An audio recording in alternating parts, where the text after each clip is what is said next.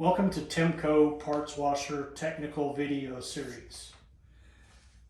Today's video is about getting to know your T5-T10 control system. We will start with the operator's interface panel. Here you have several switches. You have the heat switch, which can be turned on and off. You have the door actuator switch, which is your safety switch. And when you open the door, this cuts the power off to the pump. You have your wash cycle timer. This is a 0 to 60 minute timer. Can be set to any time between the 0 and 60, and this starts your pump cycle. You have your oil skimmer switch, which is generally always in the on position and actuated by a timer. And then you have your turntable switch. You have a 3-position switch, which when in the auto position, the turntable turns while the pump is running. In the off position, the turntable does not turn. And in the manual position, you switch it here when you've opened the door, the pump is not running, and you want to turn the turntable to get easier access to your parts. Once the part is rotated to where you want it, you turn it back to the off position. That really takes care of the operator interface panel. From here, we're going to go and take a look inside the control panel itself.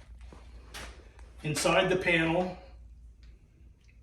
I might mention that all of our control devices are UL/CSA approved. Another feature is that all of our panels will have the wiring schematic for that panel on the door. Generally, you're going to find, depending on the panel size for the machine, you're going to find a series of breakers. In this case, you have a 20 amp breaker that operates the pump motor and drive motor. The 40 amp breaker is for your heat.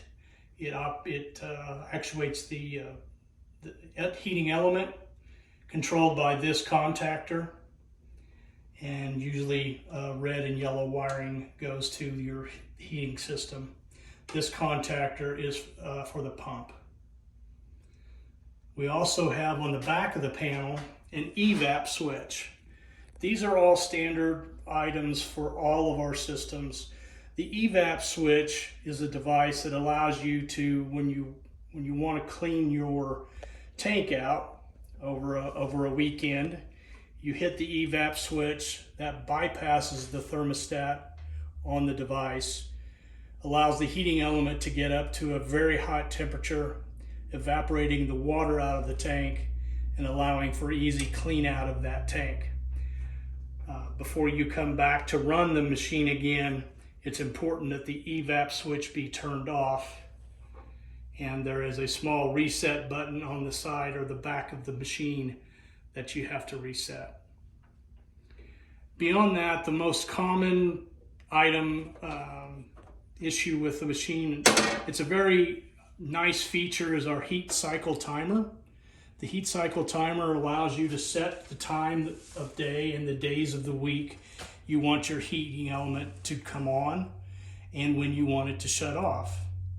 This feature is very handy and allows you to get the water temperature up to operating temperature hours before you're ready to run the machine. The time is set by this yellow dial. You pull the dial out, rotate the dial until you reach the time of day that this pointer is for your time. Also important are the silver and copper pointers. The silver is your on device. You set the silver one for the time of day you want your heating element to kick on. The copper one is you set for the time of day that you want your heat to kick off. A very important feature is the days of the week setting. This 7-pointed dial is 1 point for each day of the week. Please note that Saturday and Sunday have screws in these holes, and that prevents the heat from coming on those days. You can remove those screws if not needed, but the heat will come on those days if the screws are not in place. This selector here should be in the on position when the time of day is reached and the day of the week setting is correct. Should be in the on position. If it's in the off position, the heat will not come on.